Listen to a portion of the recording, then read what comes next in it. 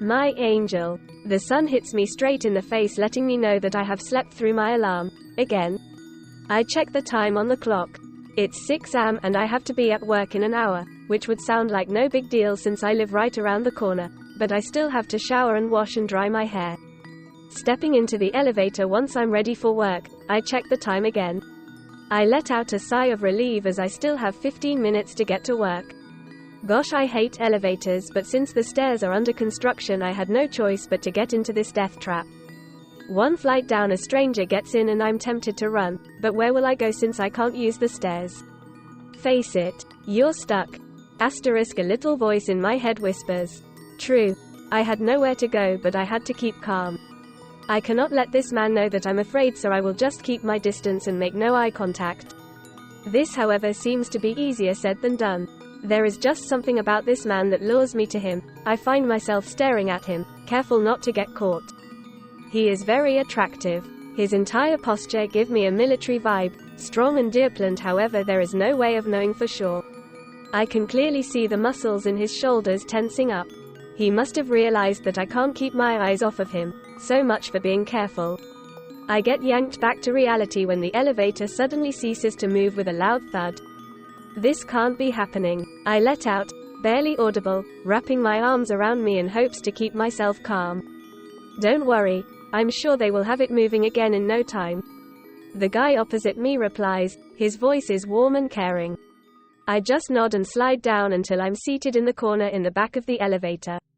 The time ticks by and in 20 minutes nothing happens. I'm shaking so bad I can hardly contain it, and the tall, lean guy with his nearly perfect hair next to me is getting restless, trying and failing to reach the manhole in the roof of the elevator over and over again, giving me the sense that he too has a fear of confined spaces. I wish so badly I could help him, but I can feel myself starting to hyperventilate, and I know if I try and stand now I will just faint and hit my head, which won't do any one of us any good. Being late for work and having to take the elevator as the stairs are being tiled is a nightmare since I have a great phobia small moving platforms. I step into the elevator and as soon as I do I lay my eyes on the most beautiful woman I've ever seen.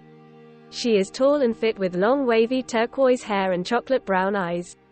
Breathtaking. I stand in the opposite corner of her, not wanting her to see that I'm afraid of elevators.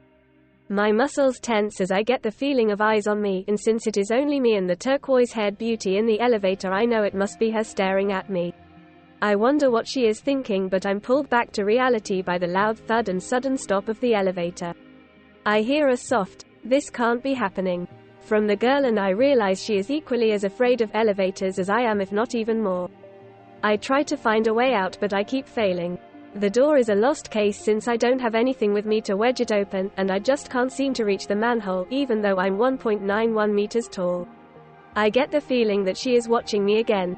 I look down at her and see she is busy hyperventilating. I slide down beside her and pull her into my chest, trying to calm her down.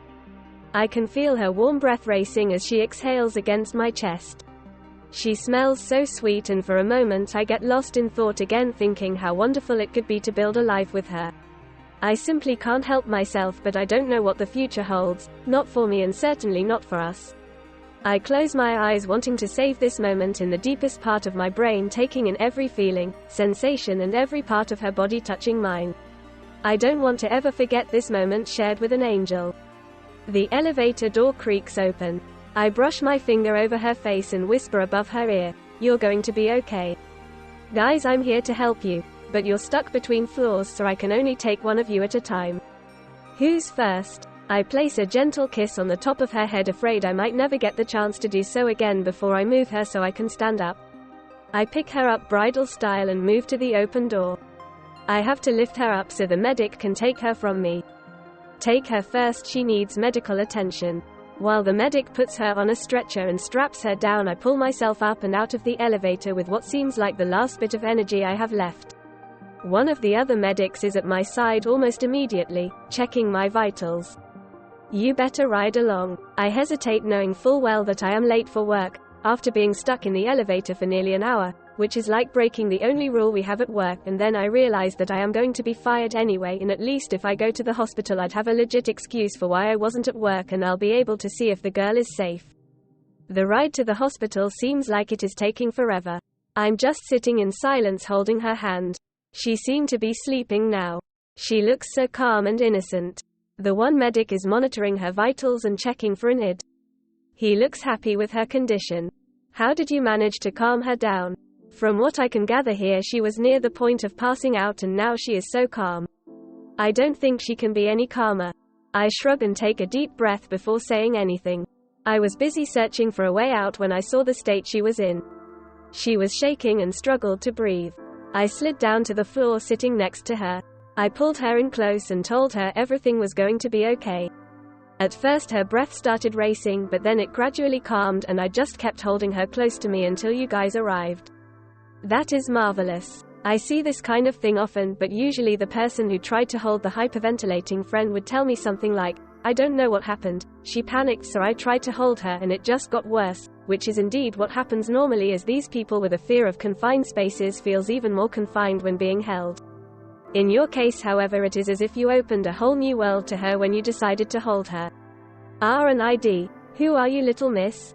I sigh with relief that I didn't worsen the situation when I decided to hold her. The medic found her ID and I'm tempted to ask what her name is, but I stop myself. If she wants me to know what her name is, she can tell me herself when she wakes up. She is starting to wake up. The monitor is peeping faster and faster. I get the feeling she is going to panic, so I get up and start talking to her softly. Hey, you're okay. You have to calm your breathing. She takes a deep breath, which seemed to help as the monitor is beeping slower again. I don't want to get too close and frighten her, so I just stand a few feet away from her hospital bed. What happened? Where am I? Who are you? I knew she would have questions, so I have prepared myself to answer them. She tries to sit up, but she is a bit weak, so I step closer and help her before stepping back to my original position. I am Chase Moore and you are in the hospital, but doctor said you will be okay. We got stuck in an elevator together and you hyperventilated. Don't you remember anything that happened? She shakes her head, yes, and looks around. Her eyes settles on a glass of water and I know she won't be able to reach, so I step in and hand her the glass. Thank you. I nod and wait while she drinks the entire glass of water.